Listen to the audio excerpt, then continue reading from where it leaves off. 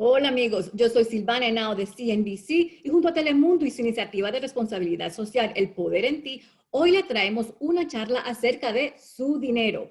Abril es el mes de la educación financiera y estamos celebrando el lanzamiento de Nuestras Finanzas, un programa nacional diseñado para informar y animar a los hispanos de Estados Unidos a acelerar su libertad y éxito financiero.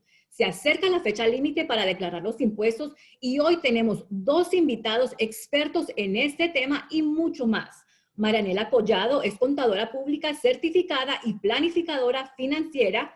Ella es copropietaria de la firma Tobias Financial Advisors, que se dedica a las gestiones de patrimonios y asesoría financiera. También tenemos a Juan Hernández Ariano, director de Wealth Create Financial y el presidente de Financial Planning Association of Houston. Bienvenidos, Marianela y Juan. Muchísimas gracias por estar aquí con nosotros. Gracias, Silvana, gracias. Muchas gracias por la invitación a ti, Silvana. Estamos muy emocionados por este nuevo el lanzamiento que tenemos entre CNBC y Telemundo. Van a haber muchas más charlas de estas. Y hoy vamos a empezar con los impuestos, porque se acerca esa fecha y aún hay muchas preguntas para muchas personas, porque todavía queda más o menos, un poquito menos de un mes. Entonces, ha pasado mucho en este último año, ¿verdad? En medio de una pandemia, en temas económicos, en temas financieros. Como estamos diciendo, la fecha límite fue extendida hasta el 17 de mayo. ¿Cómo sabe alguien si debe de reportar impuestos? Bueno, normalmente se tiene que declarar los impuestos si una persona soltera, por ejemplo, tiene ingreso de como 12,000 y una pareja casada tiene ingreso de como 24,000. Pero este es un año especial y Juan puede añadirle un poco. Es un año especial porque debido al COVID han habido muchos estímulos, pagos de estímulos. Entonces, por ese caso, yo diría que todo el mundo debería declarar los impuestos. O sea, mandar un formulario, porque si no han recibido los pagos de estímulos, ese formulario del año 2020 es donde pueden capturar esos pagos. Sí, hay muchas cosas que hacen este año realmente especial. La primera es obviamente la fecha de hacer filing de impuestos, que la pospusieron hasta mayo 15 o mayo 15 o mayo 17. Es una fecha relativamente flexible porque hay 3 estados donde esa fecha fue pospuesta incluso hasta junio 17. Y la razón por la que fue pospuesta hasta junio 17 fue por la ola invernal que hubo en ciertos estados. Para ser más específico, Texas, Louisiana y Oklahoma son estados donde tú puedes tener hasta junio 15 para hacer tus impuestos. Sin embargo, si hay que pagar algún impuesto, si hay que hacer algún pago específico, bien sea porque eres empresario o bien sea porque eres contratista independiente, obviamente el IRS va a querer que tú hagas tus pagos al tiempo que es. Segundo, la otra razón por la que tú quieres hacer impuestos o siempre quieres hacerse impuestos es, a pesar que no tengan ingresos, los pagos de los estímulos los cheques de estímulo que el gobierno estuvo dando en el 2020 y en el 2021, en este momento están basados en los ingresos del año 2019. Si en el año 2019 alguna persona hizo bastante ingreso, seguramente, y cuando digo bastante ingreso es más de $150,000 durante el año, seguramente no va a calificar para esos cheques, no recibe los cheques de estímulo, pero puede que en el 2020 esa persona haya perdido el empleo y haya ganado $0, a pesar que haya ganado $0, que usualmente con $0 uno no haría impuestos. Es importante hacer filing de los impuestos. ¿Por qué? Para que el IRS se dé cuenta que con los ingresos del 2020 esa persona es elegible para el estímulo y obviamente que el IRS les envíe el cheque de estímulo que no han recibido hasta el momento. Algo importante que dice, entonces, cuando así sea cero, de todas maneras deben de llenar un formulario para que el IRS sepa eso, ¿correcto? Porque yo pienso que eso puede ser algo que personas digan, oh no, pero yo no gané nada de dinero, porque voy a tener que declarar mis impuestos. Es cierto. Y de nuevo, es una excepción para el 2020. De nuevo, ya sabemos que el 2020 fue el año del coronavirus, de las abejas asesinas y todo eso. Para los impuestos no es excepción. Eh, siempre hay que enviar los impuestos para el 2020. ¿Por qué? Porque puede traer ciertos beneficios y adicionalmente ciertos créditos a los cuales puedan ser elegibles, a pesar que en los años anteriores no son elegibles. Otra cosa también, Juan, que mencionaste cuando empezaste, que dijiste que, por ejemplo, para personas que tengan que hacer pagos al IRS, ¿qué pasa para las personas que no pueden pagar lo que le deben al IRS? Primero que todo, eso es una excelente pregunta, porque todos tememos esa carta que nos llegue en el correo diciendo IRS arriba a la izquierda y uno sabe que uno está en la mitad de un problema gigantesco, ¿cierto? Claro, claro. Si Lo uno ve primero, una carta del IRS, él mismo se asusta. ¿cierto? ¿Cuánta plata debo? Sí. Sí. ¿Cuál de mis riñones voy a donar? Pero el punto es, lo primero que hay que hacer cuando uno recibe una carta del IRS, bien sea porque no se ha pagado o porque se ha pagado, es no asustarse. El hecho de que la gente no pueda pagar impuestos es muy, muy, muy común, especialmente en años como el 2020. Y básicamente, si resumimos todo el ramo de posibilidades, desde hacer algo legal hasta volarse del país, lo podemos resumir en tres posibilidades que cualquier persona tiene en el momento que no puedan pagar impuestos. La primera es hacer un arreglo con el IRS, ¿sí? Y ese arreglo con el IRS es la forma más sencilla y menos traumática de negociar. No estás negociando la deuda, realmente estás difiriendo el pago. Haces un arreglo de pagos. Usualmente ese arreglo de pagos es alrededor de 72 meses, puede ser un poco menos, pero obviamente eso se hace directamente con el IRS. La segunda forma de que si no se puede pagar impuestos, de cómo arreglar, es negociando la deuda, ¿sí? Y proponiendo al IRS un plan de pagos, ¿sí? Es un settlement in offer. Básicamente, con una forma que se llena o llamando al IRS, tú dices, esta es mi situación financiera, obviamente te va a tocar decir cuántos son tus ingresos, cuántos son tus gastos, cuánto es tu mortgage, cuántos son tus diferentes cosas que tienes que gastar durante el mes, así como cuánto es tu patrimonio. Y básicamente le haces una propuesta al IRS. Usualmente esa propuesta compone de un pago de frente y una serie de pagos subsecuentes hasta que se salde de la deuda completamente. Negociar con el IRS no es tan fácil como lo pinto, sin embargo es una opción.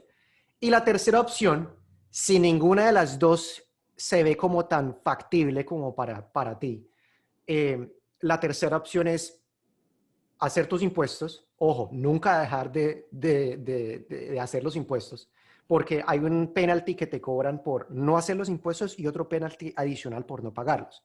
Si por lo menos haces tus impuestos, a pesar que no los pagues, por lo menos te estás ahorrando la multa de no hacer el filing. Entonces, Y haces esa es tus la impuestos. multa más grande, la de no mandar las declaraciones, la multa más grande que no pagarla, ¿es verdad, Juan? De acuerdo, Oh, de wow, acuerdo. wow. Sí, y eso yo no lo sabía.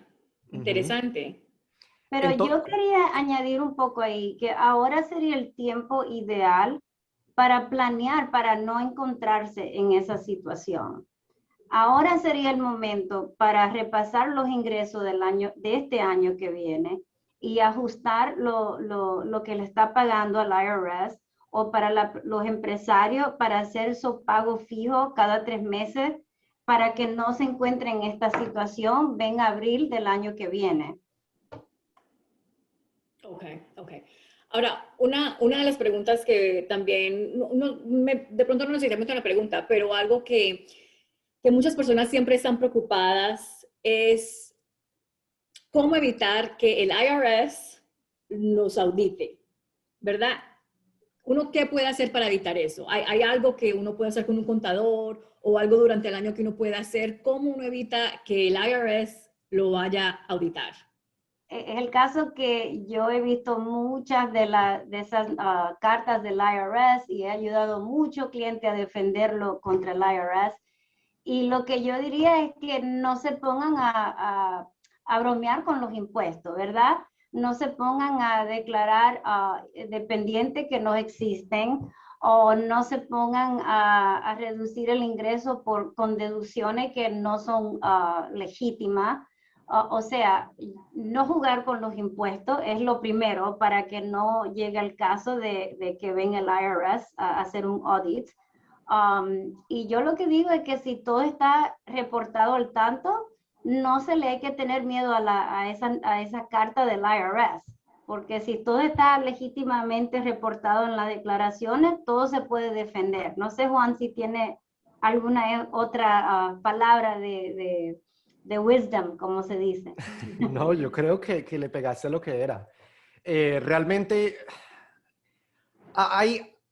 usualmente yo he vivido los riesgos de que el IRS levante una bandera diciendo que hay algo raro. Son tres.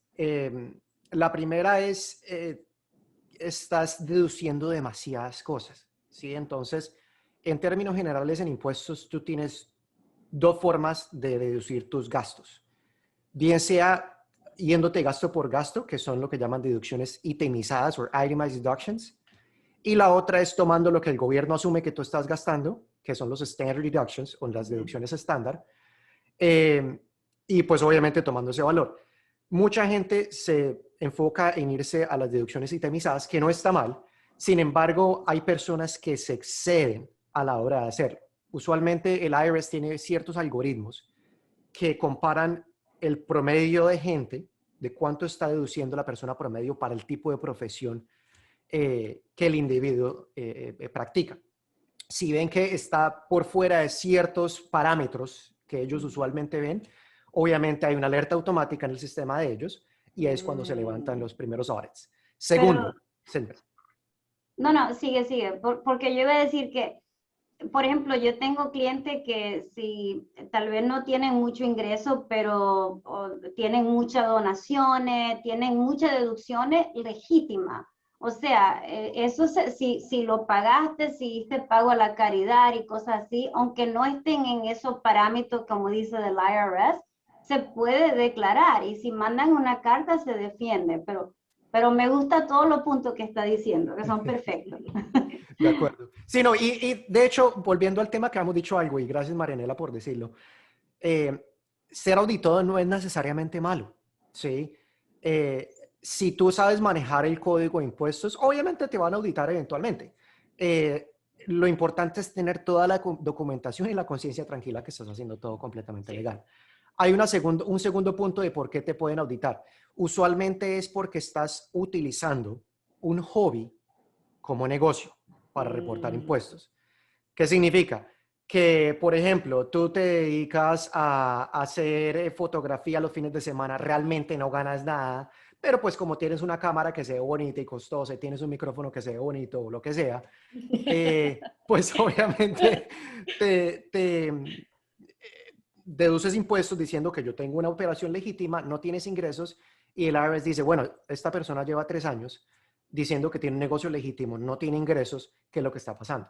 Si es un hobby, obviamente hobby no se pueden deducir de impuestos. Claro.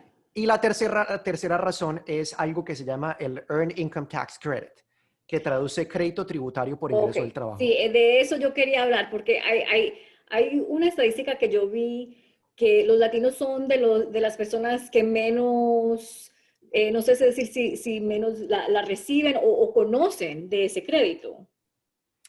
Sí, es cierto. Alrededor de 1 de cada 5 personas, 5 contribuyentes en este país que son elegibles para ese crédito, no lo reclaman.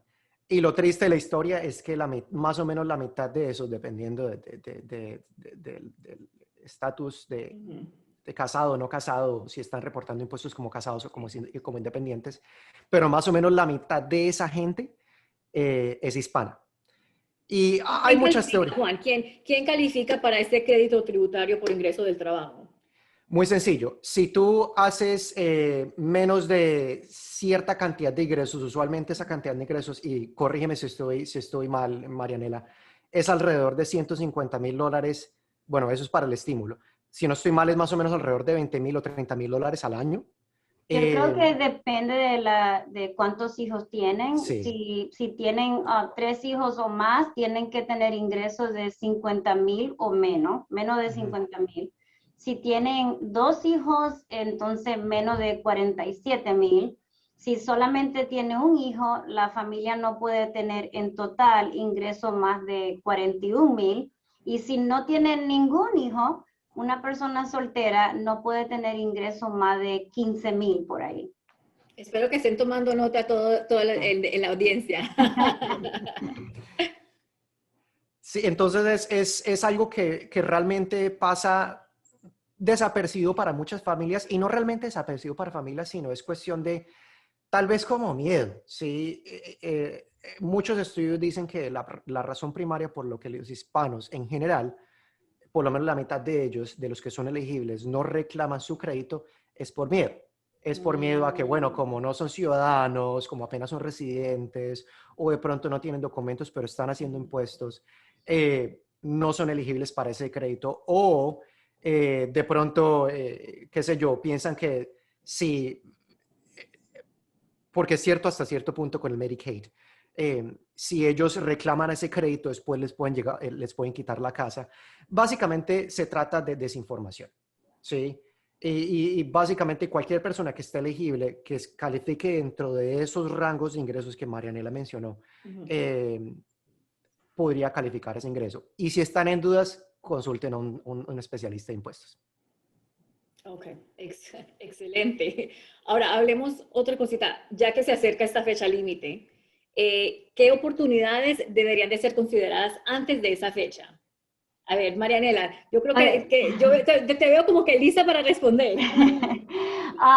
Sí, y nosotros estamos al tanto de eso porque esa fecha de mayo 17 presenta mucha oportunidad. Por ejemplo, esa es la fecha donde todavía se puede contribuir a las cuentas de retiro, la Individual Retirement Accounts, la cuenta IRAs. Y esas son cuentas que si tiene ingreso a trabajo o propietario, también se puede contribuir a esa cuenta. Lo máximo que se puede contribuir es 6,000 o 7,000 si tienes 50 años o más. Y si vemos la estadística de cuánto la comunidad latina ahorra para la jubilación, es un poco triste. Entonces, por eso quisiera que la gente sí se enfocara en la oportunidad de poder ahorrar para su jubilación. Y esas son cuentas que están disponibles para eso exactamente.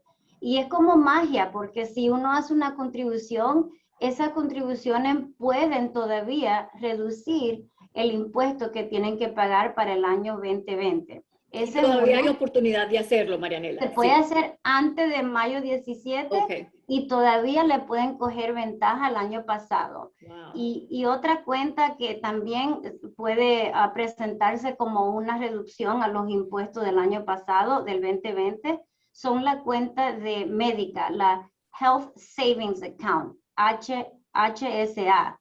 Si tiene un plan de seguro que tiene un deducible alto, y ese plan califica para la cuenta HSA, se puede hacer una contribución que puede ser hasta $8,000 o $7,000 por familia. Y eso también puede reducir los impuestos del año pasado.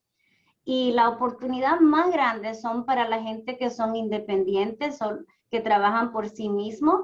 Si tienen ingreso del año pasado, pueden establecer cuenta de 401k independiente, se llama solo 401k, que se puede contribuir para el año pasado y reducir significativamente los impuestos del año pasado. Se puede contribuir hasta $19,500 o $26,000 si tienen más de 50 años. Entonces, para mí eso yo creo que es una oportunidad tan linda para poder ahorrar para el futuro. Sí, sí, definitivamente. Y como dices, que desafortunadamente la comunidad latina, los latinos, la cantidad que tienen en ahorros para el retiro es mínima comparado a lo que tienen los demás aquí en los Estados Unidos. Pero creo que Juan lo dijo correctamente, que eso es un poquito falta del conocimiento a cómo se puede ahorrar, cómo funcionan la cuenta y entonces qué van a hacer con los fondos que han contribuido a esa cuenta, cómo se invierten. O sea, para no entender lo que están haciendo es un poco, uno se siente intimidado, ¿verdad? Sí, sí, claro. Y por eso es tan importante la educación financiera, Por eso, abril es el mes de la educación financiera y la importancia de educarnos de las oportunidades que tenemos para protegernos para el futuro y para estar mejor preparados. Eh, a ver, ¿ustedes creen, yo sé que Juan mencionaste que ciertos estados sí extendieron la fecha límite, pero creen que hay posibilidad de que extiendan la fecha límite para los impuestos otra vez, o sea, para el país entero? Yo no creo, yo la verdad no creo, a menos que Porque vimos, algo, perdón, el año pasado vimos que creo que lo aplazaron como hasta julio. sí, el año pasado lo aplazaron hasta julio porque obviamente nadie conocía la pandemia, Claro. no sabían qué iba a pasar. Obviamente estábamos en el punto donde pensábamos que si salíamos a la puerta de la casa nos podíamos contagiar. Ahorita obviamente, gracias a Dios, el país está en un camino que podríamos decir que nos hace sentir un poco más tranquilo, especialmente con las nuevas recomendaciones del CDC que salieron hace poco. Em, entonces, realmente tiene que pasar algo demasiado espectacular para Okay. que empujen la fecha nuevamente, especialmente porque ese algo espectacular debería pasar desde ahorita hasta mayo 15. Ojo, en Texas ocurrió. En Texas ocurrió en febrero y empujaron la fecha hasta febrero.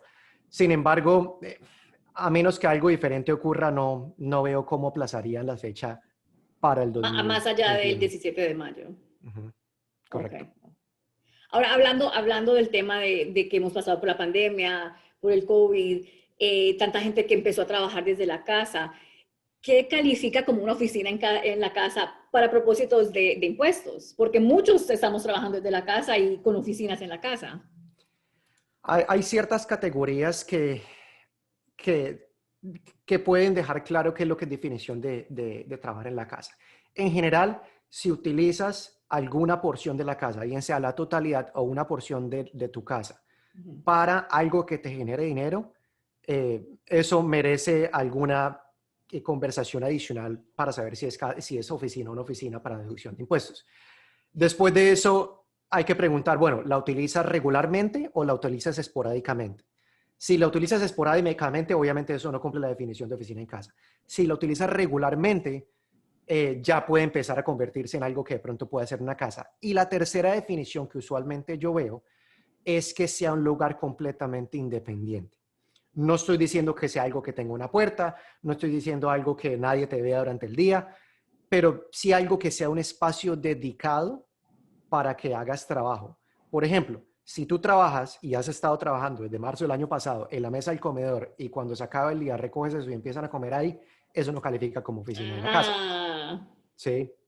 A pesar que lo uses regularmente, eso no catalogaría como oficina en la ok. casa. Creo Una que vez, la palabra mágica es exclusivamente para el trabajo, no mezclado, no puede ser el dormitorio o Sí, como sí, dijo sí. Juan, el La comedor. mesa del comedor. exactamente, entonces son malas noticias para los que trabajamos desde la cama. Sí, Eh, sí, sí, sí.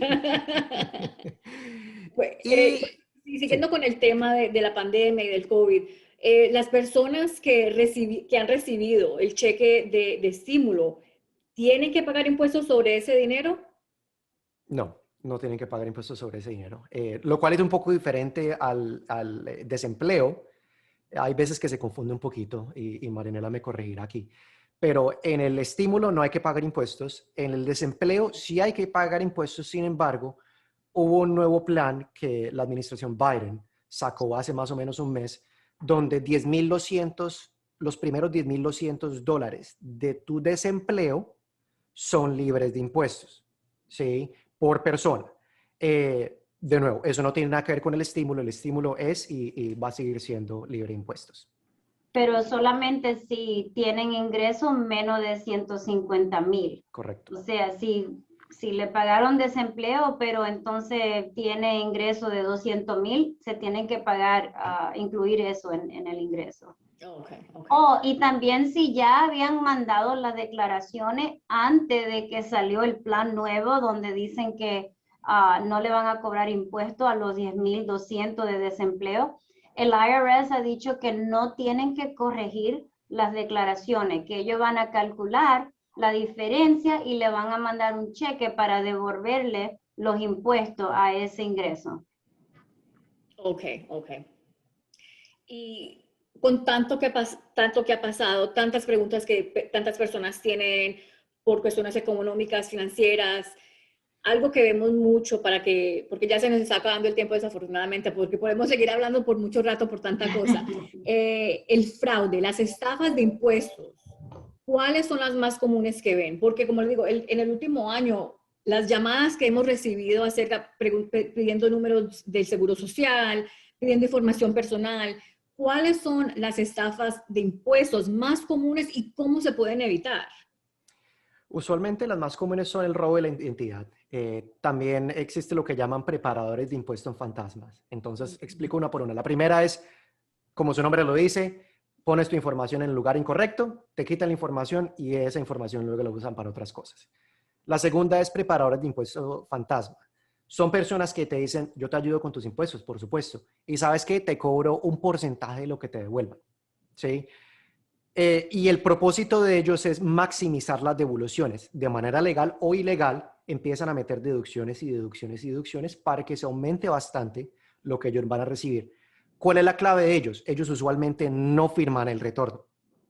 Ojo, por regulación, ellos tienen que firmar el retorno. Si no te firman un retorno, eso es un índice claro que esa persona no es de confiar. Entonces, la persona que te prepare, firma el retorno, como no lo firmó, luego cuando te hagan una auditoría por deducciones excesivas, no hay nadie que sea responsable por ese retorno, sino más que tú. La tercera es obviamente una llamada del IRS, un mensaje de texto del IRS, un email del IRS diciendo usted debe dinero, o haga clic aquí para renovar sus impuestos, o haga clic aquí para hacer e-filing, o haga clic aquí para confirmar su emisión de impuestos. Usualmente esas son las más comunes. ¿Cómo se pueden prevenir? O cómo te puedes dar cuenta, primero que todo, que algo de eso pasó. Primero, si recibes algo del IRS que no debiste haber recibido, por ejemplo, el IRS te manda una carta a la casa diciendo, gracias por hacer filing de impuestos. Bueno, empezando que el IRS no da las gracias, pero el IRS te dice, sus impuestos han sido procesados y tú no has hecho tus impuestos. Eso es una bandera completamente roja de que algo pasó. O, por ejemplo, te llega una carta del IRS diciendo que sé yo, creaste una cuenta online, una cuenta en internet, obviamente eso también es una bandera completamente roja, ¿sí? Usualmente el IRS no se va a comunicar contigo a menos que sea estrictamente necesario. Y si se comunica contigo, solamente, únicamente y exclusivamente va a ser por correo físico. Y eso yo creo que es lo importante reconocer porque muchas personas creen esas llamadas y dan su información o les llega un correo electrónico y responden o hacen clic en un enlace que no deben. Y eso es lo importante de recalcar, solamente por correo. ¿Correcto? Sí, correcto. y si alguien sabe que ha sido víctima de robo de identidad, ellos pueden pedir un número especial del IRS para que el IRS solamente pueda procesar documentos usando ese PIN. Entonces, si mandan declaraciones falsas, el IRS lo va a rechazar si no tiene el número ese PIN que ha pedido. Entonces, eso es muy importante, que si ya saben que le han robado la información, que vayan a pedir ese número especial. Excelente, excelente. Bueno, desafortunadamente se nos acabó el tiempo. Como dijimos, podemos seguir hablando de este tema por muchísimo, muchísimo rato. Muchísimas gracias, Marianela. Muchísimas gracias, Juan, por su tiempo, por tanta información excelente que hemos aquí recibido. Van a haber muchas más de esas charlas acerca de nuestro dinero, porque como dijimos, lo importante es la educación financiera. La educación financiera para la comunidad, para que estemos preparados para emergencias, para el futuro, para lo que sea. Entonces, de verdad, muchísimas, muchísimas gracias. Elpoderenti.com está todo lo que necesitan. Ahí pueden encontrar toda la información para nuestra audiencia, financiera, salud, lo que sea. Muchísimas gracias.